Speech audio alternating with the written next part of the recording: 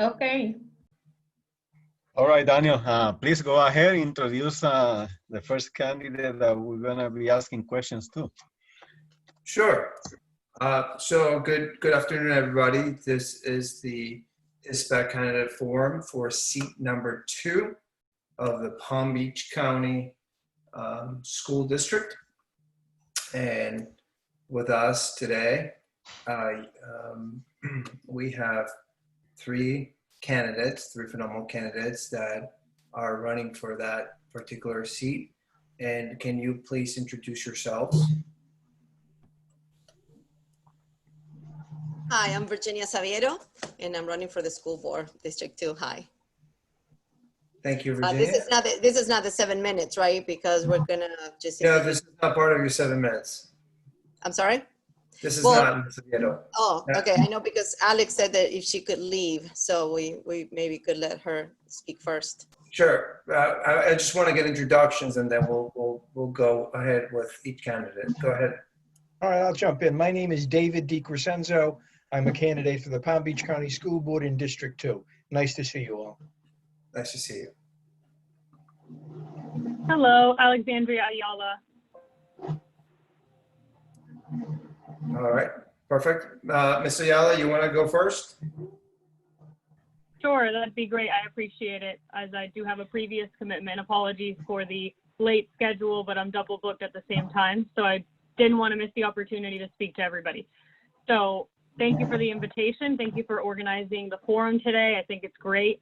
It's a huge passion of mine to engage the Hispanic community in the electoral and gubernatorial governmental process here for our community leadership. I think we're severely lacking Hispanic representation countywide, statewide, nationwide, and I appreciate the forum. My name is Alexandria Ayala. As I just mentioned, I'm a candidate for School Board District 2. I have lived in the district for 20 years in the village of Palm Springs since moving from Puerto Rico. My mom and I have lived there, and she always raised me to be somebody who fights for what I care about, who is passionate, and who values education. As an educator herself, I learned a lot from learning through her perspective as an early childhood educator in Green Acres in the district. And I'm running because I want to bring a fresh perspective and Hispanic representation to the school board. To me, it's really critical that our issues are heard, somebody who has experienced them. I am a resident of the area. I now work for the county commission. I've served our community through various ways, whether that's helping through voter registration, organizing community efforts for post-Maria relief efforts for Puerto Ricans on the island, or whether that's making sure that our community has the information they need and the resources they need to help themselves and their families succeed. So I'm running to give back as somebody who is involved at the county commission level. I've worked for the Florida legislature as a legislative aide. I have the experiences to really get things done and be effective. I'm proud to have earned the endorsements of folks such as the mayor of West Palm, Mayor Keith James, the mayor of Palm Beach County, Mayor Kerner, the commission for the city of West Palm Beach, as well as our teachers union, the Classroom Teachers Association, because I think they know that we can work together and get it done. And we have a really good opportunity to get some representation, to get some good stuff done for our community and ensure that our voices are heard. So that's why I'm running. That's what I hope to bring to the table. And I'd be happy to answer any questions any of you have from the HISPAC board. Thank you. Thank you very much. We're going to go ahead and start with the questions. You only used 2 minutes and 24 seconds. So you have an allotted total of 17 minutes. So, you know, if we go up to 17 minutes, are you okay with that? I'm sure you've scheduled the 17 minutes for the session. I'm going to ask my fellow members of the committee to ask questions. So, Mr. Arroyo, do you have questions? Yes, I would like to ask a question. You mentioned a lot about your experience that you have in some part of the legislative process and all that. What is your relationship with the school district? What is it that you can bring to the table that they would really look up to, and why should you be the candidate? Sure. Thank you for the question. So my experience is not in the, I'm not an educator. I am someone who is a product of 3 schools in the district, Palm Springs Elementary, Palm Springs Middle, and John A. Leonard. I'm a community member, I'm a community advocate, and I am a representative of that district in any way I can be throughout my leadership roles in Palm Beach County. Now, my relation to the school district is being somebody who values education very highly, because it has been something that's been ingrained in me from day one. Education is the foundation of any positive society, and it is incumbent upon all of us to care about that. So as somebody who is someone who has been in the district, who has been in the schools recently, who has relationships with teachers, educators, administrators, and students who are currently in the school system, I feel I have unique insight into what it takes to succeed in the school system during this time. There are many challenges that are current and new that are facing our students, and I feel prepared to handle those as somebody who has recently been a part of the school system. Also, I have formed relationships with administrators and the current board members to get in on the issues and make sure that I understand how to manage a $3.5 billion budget, how to allocate resources as needed, and how to make sure that we're making policy that makes our school system not the best in the state of Florida, the best in the country. So I feel very prepared to tackle the issues that will be facing us, including the COVID-19 situation that has left many questions on how we will reopen our schools in the fall. Okay, can I ask a question? Sure. Okay. Alexandra, the dual language program has been, we have 15 elementary schools which offer dual language program in Spanish for our kids. But we only have 4 middle schools and only 2 high schools, which means that when they finish 5th grade, they have very little options to keep learning Spanish. What can you do, or what would you do if you get elected to the board? Thanks for the question, Mirta. So that's very true. The elementary schools have the highest number of programs for dual language, and that has a lot of issues with itself. First, the teachers who are doing the dual language classes are often not resourced enough. They often don't receive the support they need for the curriculum development and for the materials, such as books and supplemental materials to teach the courses. So it's already a battle for them to manage their time teaching 2 whole subjects. And teachers that teach dual language give us an extra asset and deserve all the support in the world, because being bilingual, sabemos nosotros, it's a fantastic asset to have, especially in this day and age and in the United States and throughout the world. So what we could do there is, first, we have to identify areas in the budget where we could continue funding those programs being opened at other schools. I know through many schools, even in District 2 and throughout the county even, that could be really good opportunity zones to open up dual language programs in them. And I've spoken with parents who are forming with their SAC groups and their PTAs, writing petitions and creating groups to want to get that program instilled. So what we have to do first is identify the resources, make sure that the curriculum and the materials are available, and work with the principals and the teachers to make sure that we can get them in the schools, you know, in a rolled out gradual process, ensuring that the need is there and that the support is there. Thank you. I have a question, Daniel. Go ahead. This is Santos Arroyo. My question is, do you consider the arts to be an important educational tool to build our children's self-confidence, social skills, and intelligence? Thank you for the question, and I absolutely do. As a former marching band member myself, the arts are huge to me. Supporting fine arts programs, choice programs, and all that is also important to me. I don't think there's a one-size-fits-all for education. I don't think everybody has to go to college. I think there are many opportunities that are missed by not sharing those opportunities with our students.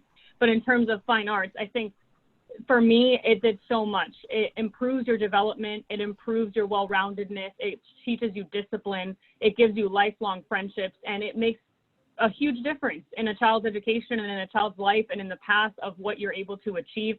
So for me, stopping the cuts that are occurring already, as a former band member, not only through high school at John A. Leonard, but at the University of Central Florida, at school, when I was doing my bachelor's degree, I participated 8 years in the program. And I now have my friends who are teachers in Palm Beach County as band directors at Coniston, at various schools throughout the district, Lake Worth High. So to me, it's really critical that we do everything we can to keep the programs we have, expand the ones we don't, and look for opportunities to enrich the education process for students with the arts, because they make an incredibly lasting difference in the life of a child.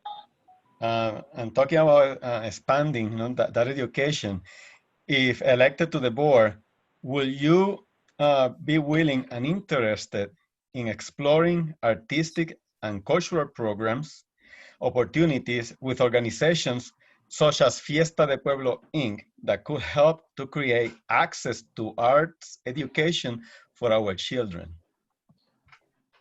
Well, I was very happy that we could still partake in Fiesta del Pueblo earlier in the year. We didn't have to cancel that one, so that was great. But I would definitely be in favor of that. I have already started looking into ways that we are looking to culturally infuse Hispanic history curriculums into Blender, which is what selects the curriculums that students receive. And I've already been working with various groups in the community on how we can make sure, in particular, being Puerto Riqueña, it's really important to me that the significance of the Puerto Rican-Floridian relationship is acknowledged. I would like to see something done at the state level, and I would like to lobby with our coalition of Floridian elected officials in Tallahassee to get something passed in the curriculum for recognizing the special bond between Puerto Rico and the state of Florida. But in terms of locally, I think that we can do such a better job of improving what is taught to our students. You know, they have very limited access to what Hispanic American leaders, who they are, what they've done, and I think that that's not okay. So I'm so proud and I respect the work that they do in the Hispanic Multicultural Studies Department, but there's always room for improvement. And I would look forward to bringing those forward to the table so that we can create a more well-rounded picture of everything that Latino, Hispanic Americans have contributed to this country, and ensuring that they understand the significance of that and how it blends into the United States of America. Thank So you. I have Thank you. one question, and I think that will be probably the last on the session for you. Because of the pandemic, we have seen a new way in which kids are being educated. Unfortunately, some children have school as a place where they can actually feel better about their home situation, because it's actually a place where they feel protected, because not every kid in this county has a good situation at home. What are you going to do to ensure that some of these children, including Hispanics that are in this county that may have that type of circumstance, have the ability to somehow enjoy the benefit of having that type of balance in the county, where they can actually go somewhere where they feel safe and they can learn and enrich themselves, during this very difficult times that, the government's facing? Absolutely. Thank you for the question. And it's definitely been on the forefront of my mind. The students throughout our county and throughout the country who don't have a meal, don't have a place to rest that's peaceful, and who may be receiving certain types of abuse in their households, it's a major concern. So, and I think that throughout this experiment of virtual distance learning, a lot of the gaping holes have come out of the unpreparedness, frankly, for the situation. Unfortunately, I don't think that the district caught all of the different ways that people could fall through the cracks. And the reality is that our students, our community, the Hispanic students, the Black students are the ones who suffer the most, right? So I have already heard numbers that, just to tell you a quick stat, that about 10 to 13,000 students did not even have internet access during the entire month of distance learning. So they may have had a device, but they couldn't do anything with it. So that's one stat. Now imagine what's going on in the households we don't have stats on yet, because that information isn't able to be accessed. I think that working with partners such as the early learning coalitions, such as preschools throughout the county that may have limited capacity, I think there are opportunities there to look for collaboration and communication with these individual organizations to say, hey, whatever we do will be decided July 15th at the meeting. So they're still having deliberations and discussing, hearing input, discussing options of hybrid versus in-person versus virtual. So they have not, obviously the county hasn't made a decision yet, but whatever they do decide to do, I think the conversation needs to be had that if it's hybrid, the 2 days that the kids are in school, okay, we have a plan. What about the 3 they're not? We need to start having the conversations with the stakeholders early on to make sure that we can start funding, fundraising, and finding programs like day camps and other things that these organizations can step in and help the county with, because it's been a huge burden on parents as well. Trying to juggle 7 things at a time. You now have your student at home all day, every day. You may have work. You may not be able to stay home, and it's incredible pressure. So we need to be thinking about the parents in this as well. And I think that making sure that we bring in our community partners and ensure that they are helping us as much as they can and executing the district's policies to make sure everyone's safe and healthy, but make sure everyone achieves their gap, doesn't fall into the achievement gaps and actually hit standards for the next grade.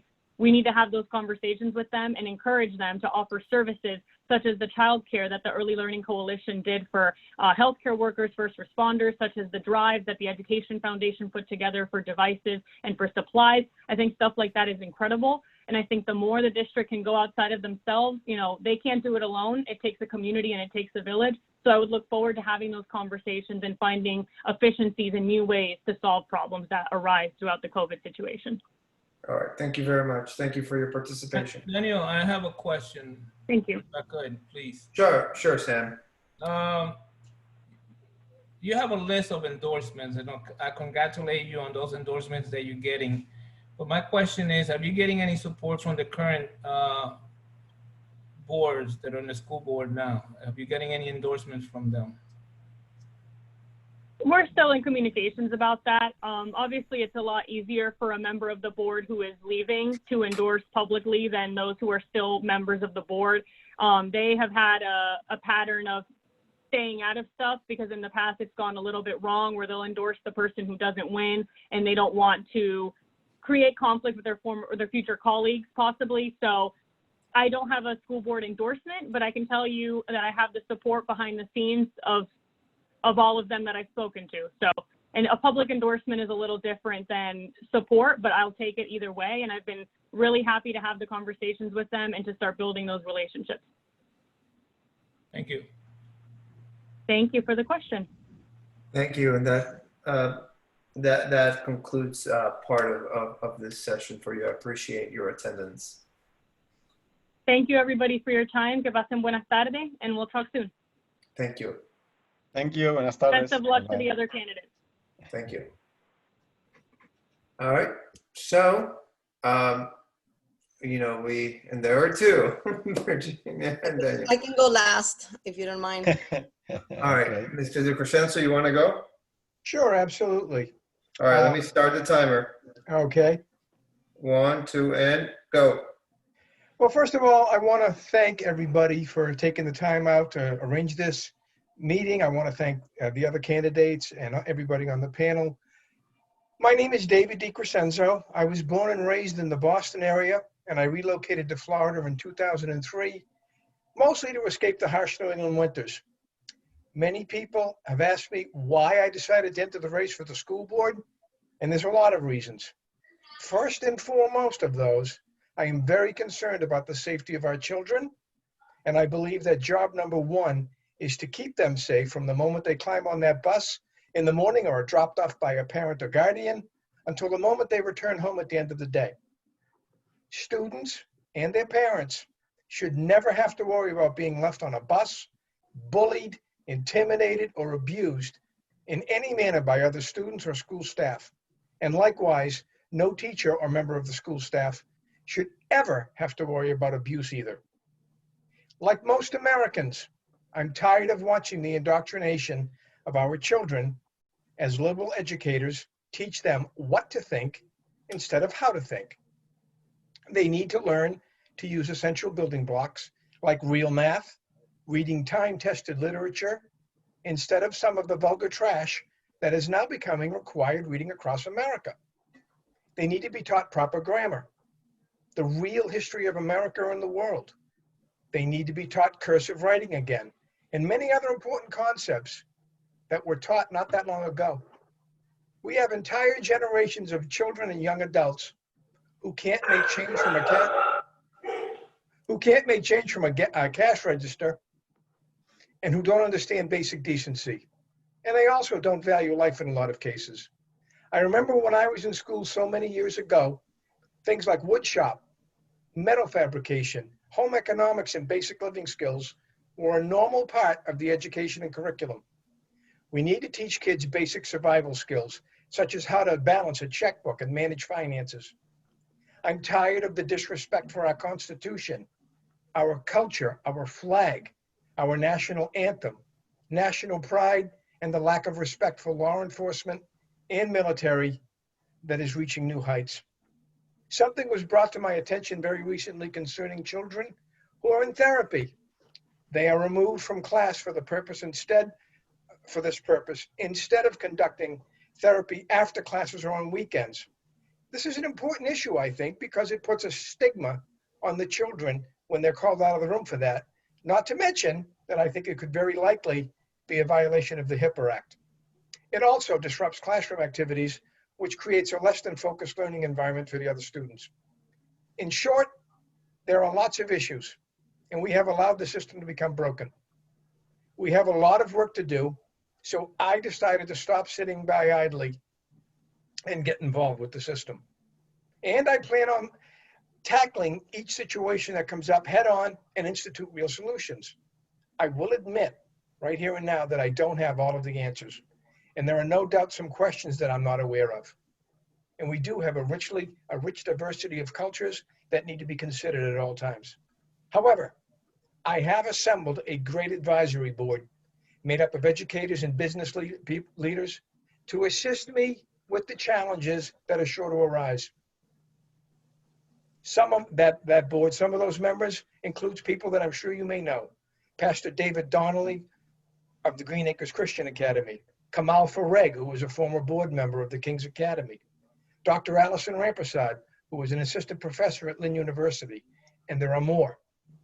While I am absolutely aware that the school board is not a legislative body, I believe that I could be very effective working on some of these issues, lobbying with our combined legislatures in Tallahassee, working with various law enforcement agencies, the county commissioners, and do some serious shaking of the trees.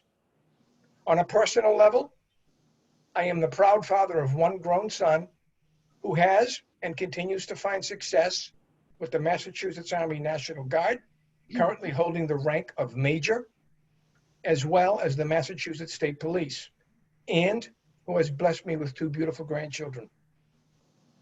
With a keen eye on my surroundings and world affairs, and always interested in the political scene, back in 2011, I began publishing the Patriots Press, which is an online magazine that covers local, national, and world events and a wide range of topics. Besides reporting on news items, I also do an occasional dining, movie, or book review, as well as offer my opinion on many hard-hitting issues.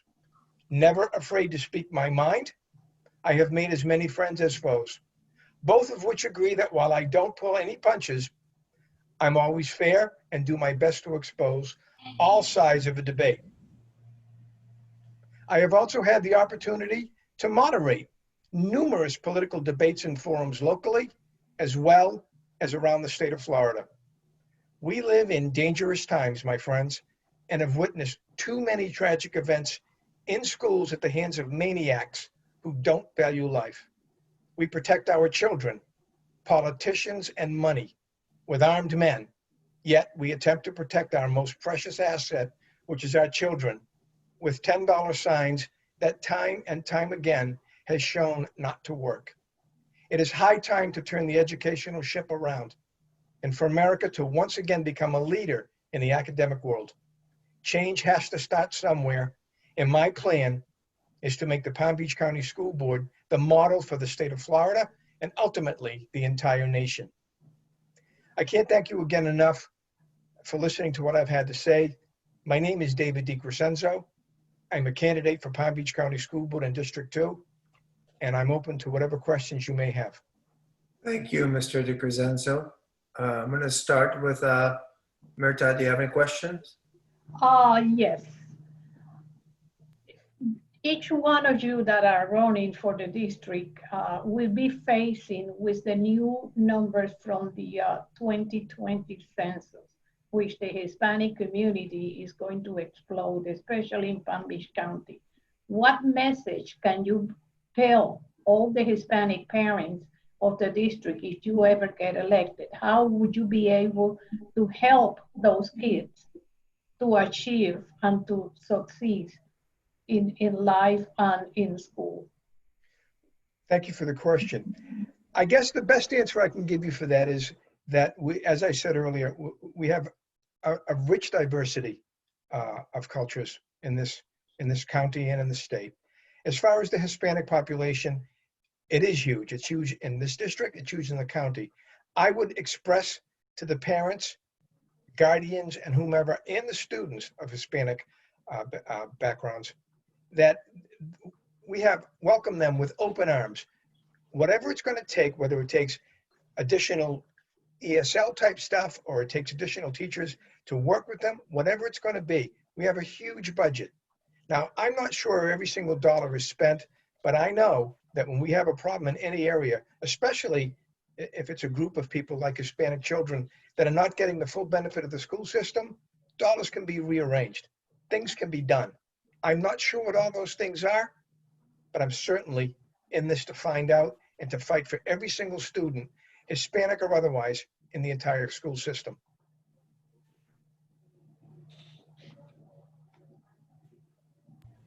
Thank you. I just have a question, David. Yes. What, throughout the community in Palm Beach County, you know, so I don't know how many years you've been here. So I've been at least over 30 years in Palm Beach County. And I think how the population culture changes and also all that time. What kind of involvement have you had with the diversity of cultures that we have in the county? Well, I haven't really had a lot of activity inside the political scene except to report on it. I haven't done a lot of volunteering because I'm busy with my full-time occupation, and I've been a bit of an activist. I've attended meetings, I write about things. I have a good handle on what's really going on. And one thing that I bring to the table, which I'm sure the others do as well, is I have a good amount of common sense. I've been living in Palm Beach County now since 2008. I had to think about that for a second. So I'm very well aware of what's going on in the county, and I believe I have a good handle on what the needs are. Certainly, I have a lot to learn. I think we all do. Thank you. Mr. Arroyo? Yes, I'm gonna ask the same questions I asked the prior candidate. Sure. If elected to the school district board, will you be willing and interested in exploring artistic and cultural programs opportunities with organizations such as Fiesta de Pueblo Inc. that could help to create access to arts education to our children? That's a great question. I'm glad you asked me the same question as you asked Alexandria. Absolutely. There's a lot of important things in school. The arts, whether it's a marching band or it's some kind of musical or it's working with clay, whatever it might be, it's critically important. It helps develop long-term friendships. It helps develop motor skills and so many other things. And I think that the skills and the experiences that one can derive from programs like that can really help prepare them for life long after school, into college, and into general life, raising families and what have you. So yeah, I absolutely would support that, without a doubt. Thank you. Do you have a follow-up question, Santa? Because I know you had a follow-up question to that question. That's good. That's good. Okay. Yeah. Mr. Roman? No, I'm fine, thank you. I have a couple of questions. My first question is, you know, I haven't so I have seen a lot of children when I was in high school here in Palm Beach County who were the children of Hispanic migrants or immigrants. and they were likely not legal. They probably, the parents didn't bring them here legally. And those kids were, you know, people would call them illegals. I would say they just don't have the paperwork to be residents or Americans. So, what is your position in terms of the school board spending taxpayer dollars to educate those children that live in this community that are of Hispanic roots, who are here for no fault of their own? That's a very good question, and I'm glad you asked it. And I agree with you 100%. They're not here through any fault of their own. I don't agree with people coming into our country legally. I'm not going to say that I do. However, those children, they're just that, they're children. They are not responsible for where their parents bring them.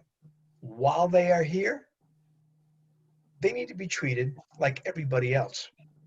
They need to be treated with respect, with love, with kindness and tenderness, and they need to learn what they need to learn about our country and our school systems. We have to teach them the same as we teach everybody else. I think it's critical. I think it would be heartless to treat them any differently than anybody else.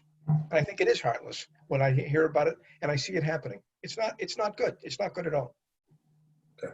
And then my other question, which is the same question that I asked the prior candidate, was, given the situation right now with COVID-19, and the fact that there are children out there who do not have a good household type of situation where they are either safe, or maybe the school system is their way to get out and feel safe, what would you propose to be your plan to make those children at least have a better school year when you join the school board, so that they once again get the most out of their time in the school district? You know, that's another great question. And again, I do appreciate you asking me that, as you asked the other candidate. It's such a mixed bag. There's so many moving parts to this whole COVID thing. Absolutely, there are children that, and we don't even know what's going to happen once we do open yet. There is no formalized plan exactly what's going to happen. But as far as the kids, I don't know how we can really handle that, but I think we have to take each case, as cumbersome as it might be, we have to take each case on an individual basis. But it goes back to what I said earlier. Safety is the most important thing. Some children are going to be at home without access to the internet, which is, while it's hard to believe, I know that it exists. And I think that maybe we should be, the government should step in, the county should step in and provide that sort of infrastructure for those who cannot afford it. As far as the danger in the household, it's a tough one, because we have to, first of all, prove what sort of a situation they have. We don't want to be sending authorities into a home just because we got an anonymous phone call.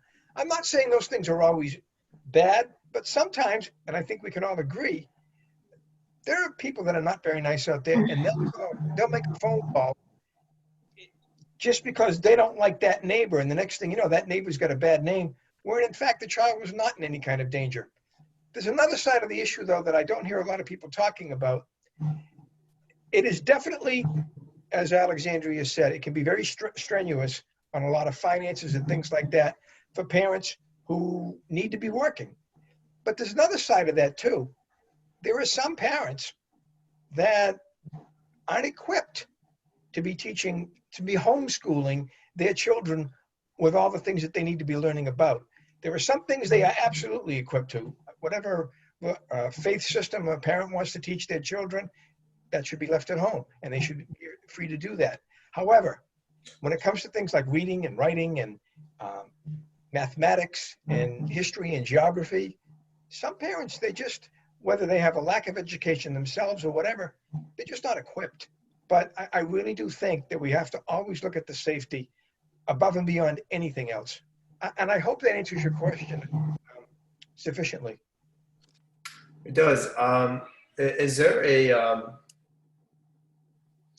you know, and the only reason I'm following up with this, because I think this is a pressing issue, and it's an issue that's affecting every household in the United States, and it's an issue that's going to affect every person in this county that has children, that has to figure out a way to, you know, watch their kids go to work. How do I do that? How do I balance this thing out? So, you know, I was wondering if you have thought about any formal plans to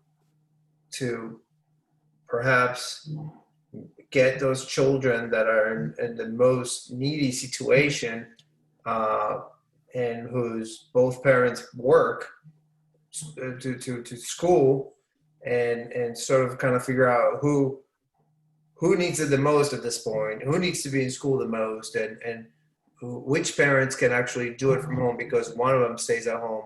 I mean, have you thought about a plan to accomplish that? Well, I'll tell you what, I've thought of a lot of different things, and I don't know if any one particular thing is going to work better than another. I think there's a lot of things that have to take place. I think that we may have to even consider, and I don't know how this is going to work because, again, we're talking about COVID here, but we may have to do some sort of small classroom type settings in a local community. For example, I live in a condo area. We do have a room.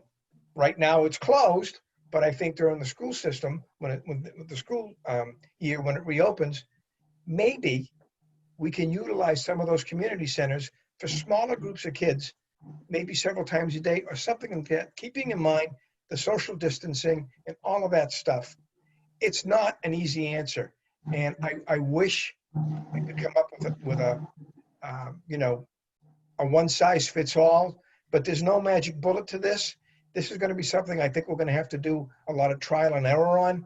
Some things are going to work, some things are going to work better than others, and some things are going to fail miserably. And I think we just have to really keep our open minds about this and move forward accordingly as we go. I think that's really the best scenario that I can think of. All right, thank you, Mr. DiCrescenzo. Any other questions?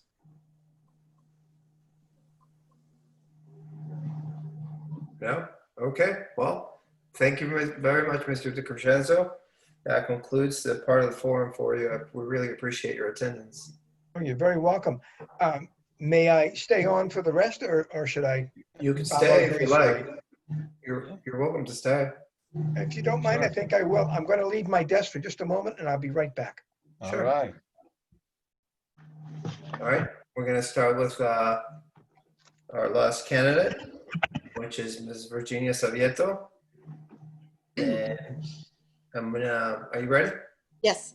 All right, so go ahead. Hi, everyone. Good evening. My name is Virginia Savietto, and I am running for the School Board District 2. Why am I doing it? Why am I doing it so late? A month ago, I had a conversation with Chuck Shaw, School Board District 2, and he said, Virginia, I am not running, and I support you running. So I said, I am ready, Mr. Shaw. I have been ready for a very long time. My motivator, his name is Luca. He's 9 years old.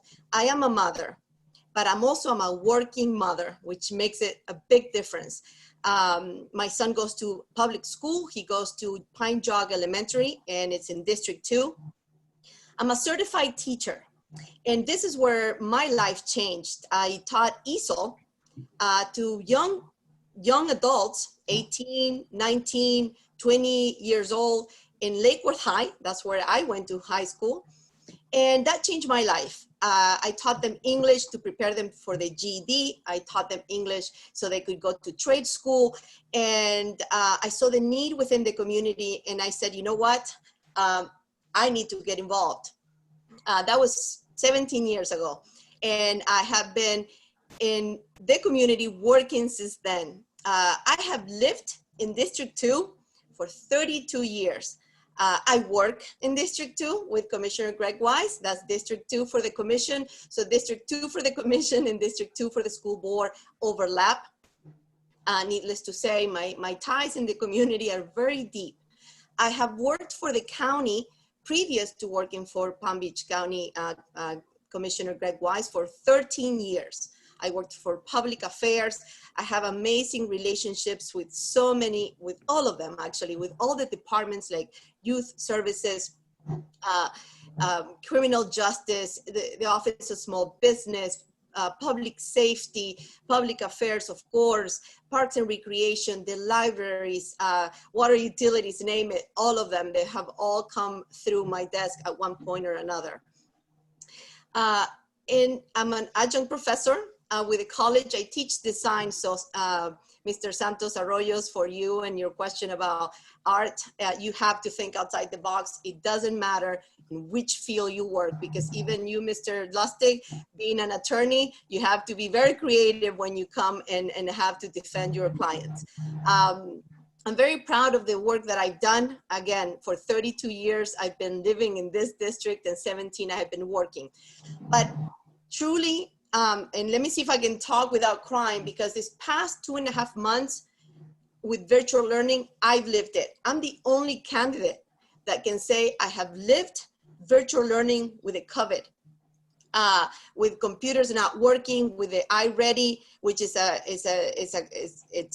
program for reading, and not working in my son's computer and having to stop to give it to him, having that anguish, that anxiety that comes from inside, saying, am I doing enough? I'm not doing enough. Is he learning? Is he not learning? What can we do for our children? Now, moving forward, now I have to live it again and think, I'm a working mom. Where do I live my kid if he doesn't go to school full time? Can he go part-time and then he comes and my dad picks him up? There are all these questions about COVID, where we're going, where have we come from? And I can tell you I'm the only candidate that has lived all of it and is still living in it. My platform, just to follow what Mr. Lustig, suggested, I will tell you a little bit about my passions. We should all have kids, all the kids in our district should receive equal education. We should increase graduation rate. Mental health, and this is another big one for me. My girlfriend from high school, Lakewood High, we just lost Nicholas. He was 13 years old, he committed suicide, and he came from an amazing family. I cried for months, and this happened recently because Luca and Nicholas, they were close. We saw each other every year. I promised Andrea, and I said, Andrea, in Nicholas' name, we're gonna do something. I drafted a plan. I'm working now, when I start working with Emily Schlossberg. She's a state representative for District 91, and she has some initiatives for mental health.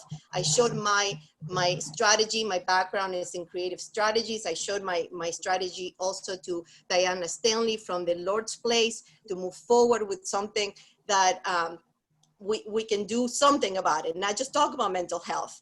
I'm very passionate. I come from a line of teachers. My parents, both sides, come from teaching and teachers and professors. The problem is not just in this country, but we need to make sure that we raise their pay, that we can hire them and retain them. That's huge. And professional development for teachers. It's not just about themselves and their professional development, but also that cultural, emotional, and social literacy that they need to understand what we would go through. I came from Argentina. I was thrown in high school at 13. My parents thought because I was learning English, I knew the whole system. I knew how to go to college. It took me 6 years to graduate from PVCC because I didn't have the proper language. And the teachers here sometimes don't have that proper education to deal with all this cultural change and racial problems and all that comes from that. I want to push initiatives for children that are graduating that are not just thrown into college and fail. It took me 6 years, and I didn't quit because I knew education was important. But I'm telling you, a lot of the children will quit because they're going to go, oh, forget it. College is not for me. If college is not for them, we should know way in advance and take them into trade schools. I have initiatives. I've been part of a CWA, which is a union, and I know all their secrets and all their free education. I have a pilot program ready to put in one of our high schools, which is John I. Lerner, 3,600 children. And I don't have the time to tell you all the stuff that I have planned for that. I have planned, and Mirta Loaiza and Mr. Juan Pagan, you are living proof of this census. I was the one that went to my boss and said, Mr. Wise, we need a table of Hispanic leaders to be at the census table back in April of 2019 when they put a big table of leaders and there was not even one Hispanic. I said, we need to do that. And this is the first time in history where the county stamped its seal and said, we're gonna create a multicultural census complete count committee. And I'm very proud of it. I joined the League of Women Voters. I wrote a PSA in Spanish. They put money behind it. For 2 months, we've been doing Spanish radio and 2 radios with Helman Ruiz and Abraham Segundo and Mr. Pedro Guilarte, who's been working with me for the past year and doing presentations. He works for the census, I don't, but we've been partnering up. He did a track and we noticed that 3% went up in our Hispanic community since the league put money on it. And my time is up. Your time. I wanna put a table like that together of leaders that will sit down so we can identify issues, but not just talk, but take action like we did with the census. And I'm the only candidate with mature and experienced leadership. Thank you. All right, thank you. All right, we're gonna move through the questions. I'm gonna start with Mirta. Okay, Virginia, I'm going to ask you the same question I asked Alexandria. What would you do if you get elected to close the gap between the elementary dual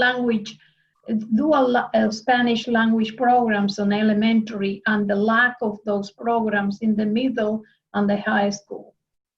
Well, my vision is that we need Spanish in almost all the schools, tell you the truth. We, if it's not the dual language, we need Spanish classes that are required for all of our children, because we need to set them up for success. Not only the ones that speak it, but that doesn't mean that you speak it, that you understand it in writing, and that can become a whole asset and set them up for success when they graduate. So I would work closely with the schools. I have 27 schools. I have 2 high schools. I have 3 middle schools, and I have 17 elementary schools. I would visit them. I'm a do person, right? So I will visit them. I make sure that what schools are lacking what in every area, but especially on the language. And see how we can move forward, where there's money to be allocated, what can we move around. We need to identify, we need to make sure that the teachers and the administration, they understand that we're like 35% Hispanic children. My child was born here, but he's Hispanic. So they need to recognize it, and we need to move forward. We identify our problems and we set them up as goals, and we move forward to push. We may start little, like I did with the census. I keep pushing and showing you examples because I've done things in the past. I'm not gonna stop now. So we move forward once we have that plan, a strategy. It's like building a house. You need to have the blueprint. You show the blueprint to the architect so they can see your vision. You don't show a vision by saying, well, you know, we need more language, we need more this, and where's the plan? Show me numbers, show me how is it gonna affect and how we're gonna do it. And we can't do it alone, Mirta. It takes a village. That's why we are all here. And I envision you, all of you, working with me to push the agenda of all the things that we need together. Thank you. Thank you. All right, I'm going to follow my same order as before. Well, I guess Mr. Pagan, you were next. Hi, Virginia. You know, the question I have, you know, when we look at the minority group in the school system of Palm Beach County, the largest minority group by choice, by fortune, by what has just happened, is the Hispanic population. They are larger than the African American in the county. You know, and essentially, and I think it's about time we stop looking at people as a white, brown, or black. It is about looking the same at everybody. You know, because nobody's different, you know, in the eyes of the boss upstairs, you know, very high. So that's at the end, and everybody bleeds the same way, whether it's red and different positive, negative, or whatever, but everybody bleeds the same way. So that's no ifs or buts about it. So what we're gonna do to across the district, you know, to make sure that the incorporation of all these individuals, you know, get to really know each other, understand the cultural differences. That doesn't mean you ignore them. That doesn't mean you have one better than the other one. But how do we make them get together and make sure that even I'm a gringo, I can understand, why Washington is important. But also, I remember why Juan Ponce de Leon was important for Florida, and at the same time, and why the guy who came from Haiti, and speak Creole, why, we have to accept him too and deal with that. What you can do about that? We have to work together, not only with just the Hispanic groups, but with the African American groups. We need, like I told you earlier, we need cultural, emotional, and social literacy for our teachers and some of the administrations too. I lived it, right? I came from a country, I was thrown in high school. I didn't understand them. They thought that I was maybe stupid or dumb or behind because I couldn't understand the language. So we need to make sure that our administrators, our teachers understand that culturally we may be different, but like you said, we are the same.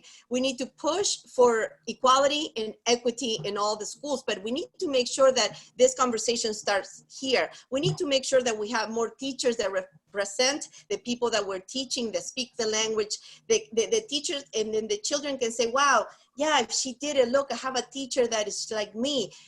We need people that work in top administration that also are like us, that speak Spanish, that came from other countries, that even have accents, because we need inclusion.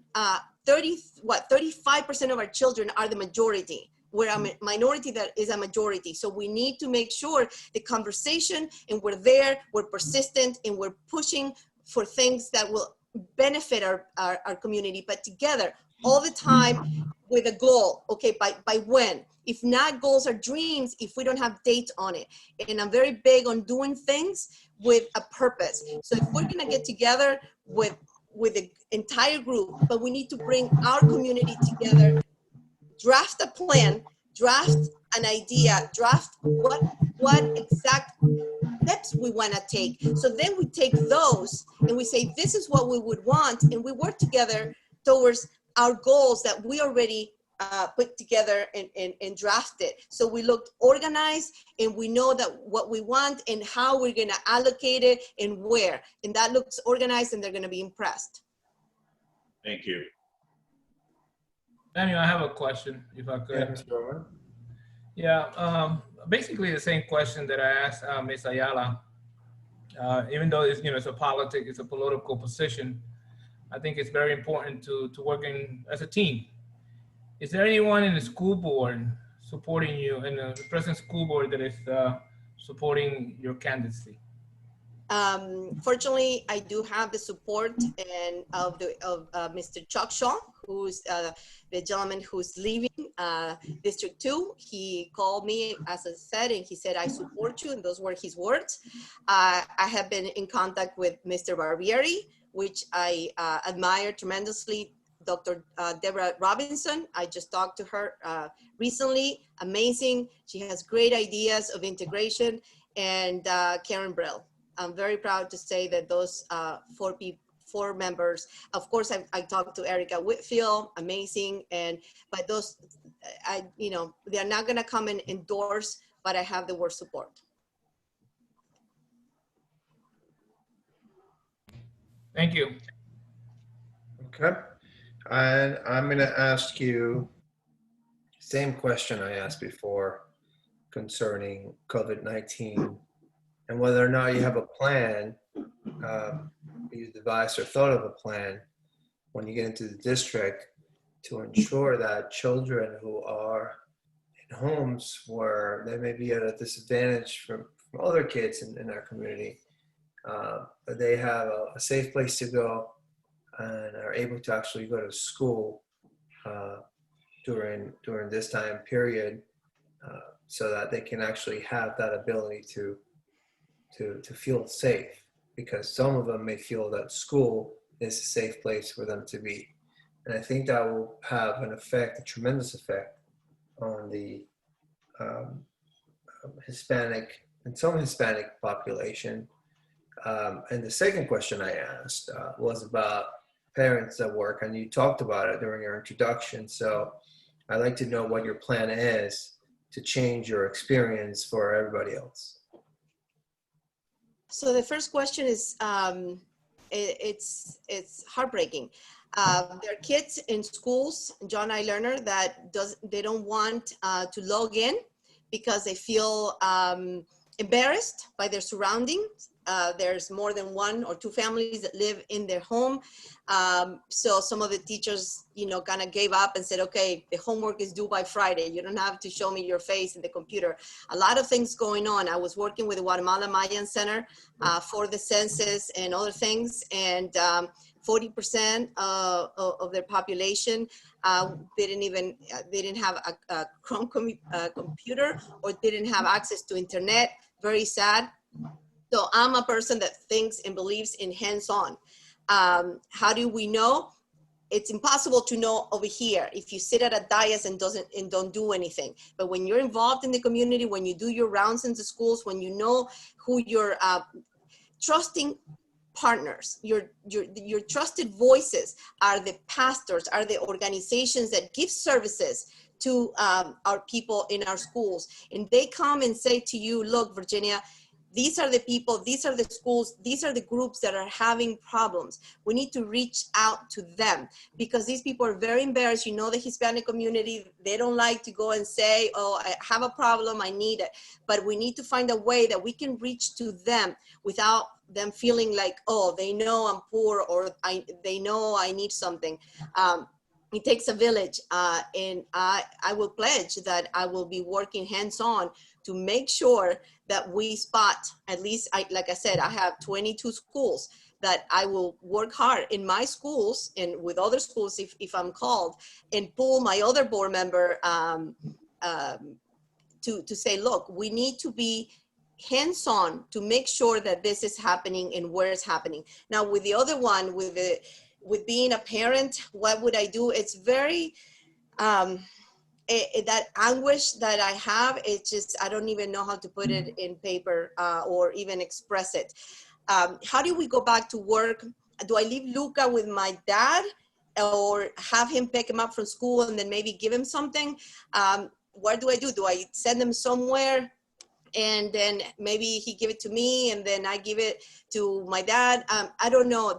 That is horrible, but we must do something. So what would I do? We have to think of our teachers and the people that work in our schools. There are teachers that are younger than 60 years old, but they have underlying problems.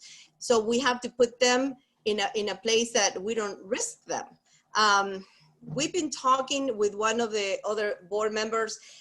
They're thinking of either doing full-time Monday, maybe through Thursday.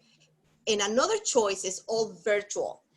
The hybrid, it seems like it's very difficult because once you are in the school, then what do you do with the child, the other half of the school? With full-time one way or another, you may be able to have your child at home and you work with your child at home. The other way is sending them to school and then maybe for less hours, and then find more babysitting or more childcare from college, from the school or from partners. Something like that they're thinking of doing. Right now, when we get in as a school board member, it won't be until November. So whatever they do, I think they should stick until December. Try it continuously unless they have to shut down because now we have the flu season in November. But I think we would be safe until the end of November, the beginning of December to say, okay, let's try the full-time at home or the full-time in schools.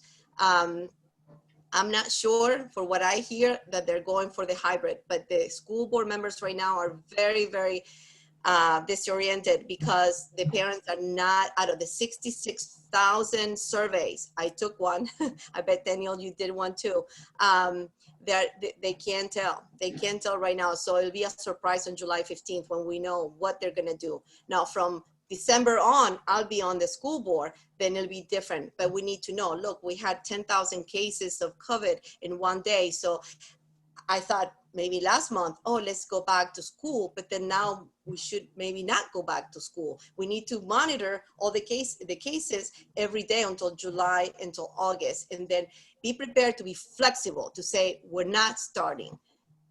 And then what are we gonna do with the children? Have a plan for that. Okay. Now, anybody else has any more questions? Yeah, I have my question. Go ahead. Virginia, same questions I asked before. Do you consider the arts to be an important educational tool to build our children's self-confidence, social skills, and intelligence?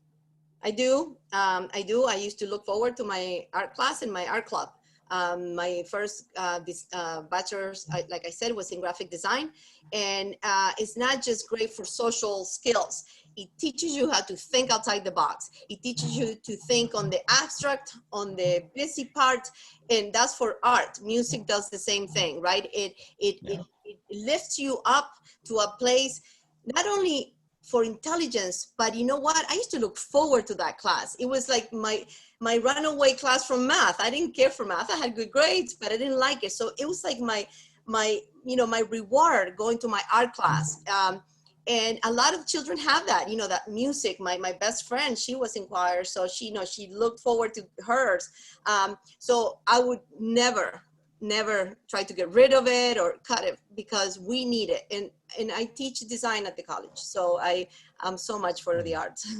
So if elected to the school district board, will you be willing and interested in exploring artistic and cultural programs opportunities with organizations such as Fiesta de Pueblo Inc. that could help to create access to arts education for our children? Of course, yes. I've been to the festival for many years. I think it's great. I think it's needed in the community. And I always say, and I've said it for years, that events like those and getting together with the community helps us understand each other, understand our cultures, understand our barriers. And because of that, then we're able to like each other once we're like, oh, that's why they call it this thing. That's why they eat that. We need it. If we are isolated and we don't show our roots and we're proud and we show our flag, that doesn't mean we're not Americans. We are Americans, but we happen to be, maybe Argentinians and Puerto Ricans and Cubans and Costa Ricans. And, and it's great. It's like a big soccer game, right? Well, it's like being a Utah. My kids are Utahns, so. Oh, God. But All we need that. We need the Thank you, cafecito. Virginia. We need all of that, not only for ourselves as Hispanics to know each other and to understand each other, but also so we can invite Americans, we can invite Haitians, we can invite the Jamaicans, we can invite the Muslim community. And once we cross those cultural barriers, we bridge the gap, and then we're able to understand and work together and have less differences and, more production towards goals. Thank you, Ms. Savietto. That concludes the candidate forum.